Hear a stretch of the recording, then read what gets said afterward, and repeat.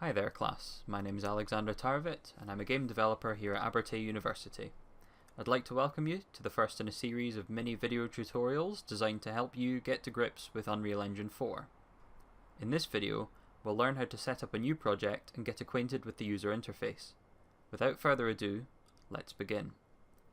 The first thing that we're going to do is launch Unreal Engine via the Epic Games Launcher. If you haven't already registered for a free Epic Games account, you'll need to do this in order to proceed.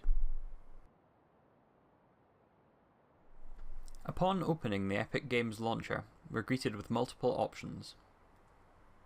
Community gives you access to the forums and latest announcements. Learn directs you to tutorials, documentation, and other useful content that can help you with the creation of your own projects. Marketplace is the hub for user-created content that you can purchase. And finally, Library allows you to see what engine versions are installed, your current projects, and the Vault, which provides you access to the content that you've purchased before. So let's go ahead and launch Unreal Engine by clicking the Launch button, either below Library or in the Engine Versions panel.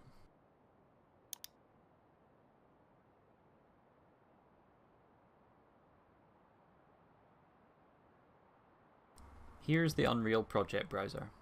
As you can see, we're greeted by the New Project tab.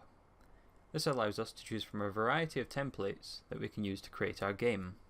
These can either be set up as a Blueprint project, which is a visual scripting language, or as a C++ project for those who are more code savvy. The tab on the left will allow you to access any previous projects.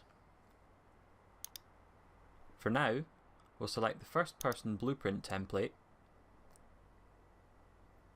ensure that With Starter Content is checked.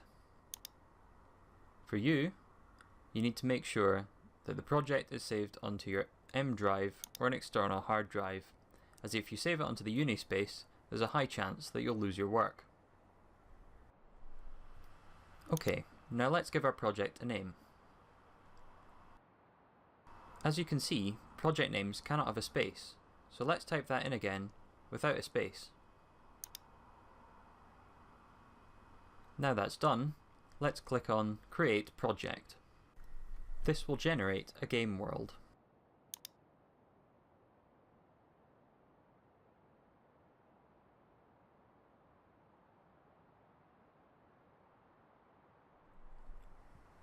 Welcome to the editor window. Here you'll find everything that you need to make a game. To the left is the Modes window.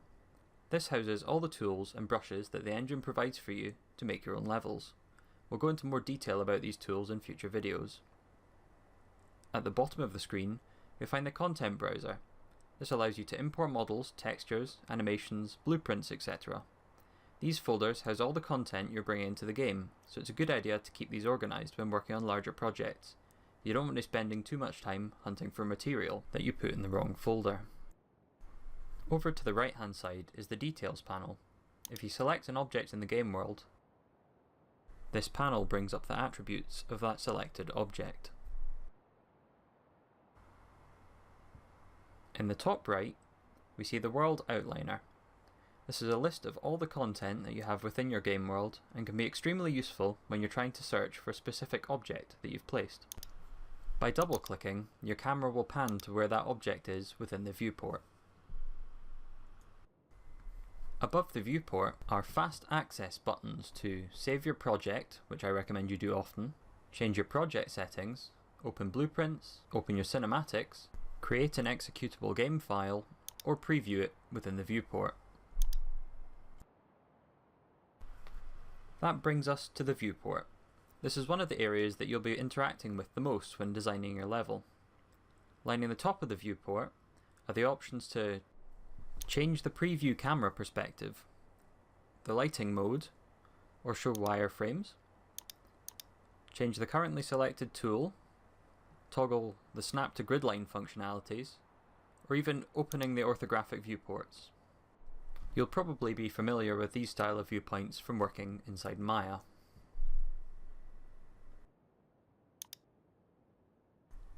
So, from this lesson, you should have an understanding of how to start a new project in Unreal Engine and a basic understanding of the user interface.